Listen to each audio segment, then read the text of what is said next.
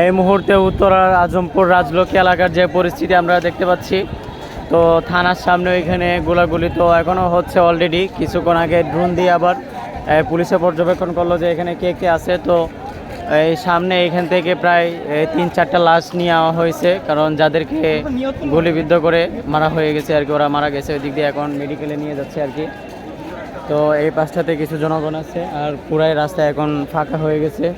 তো সবাই করবেন, দোয়া করবেন যেন যারা গুলিবিদ্ধ হয়েছে আল্লাহ যেন তাদেরকে খুব দ্রুত যেন সুস্থ করে দেন।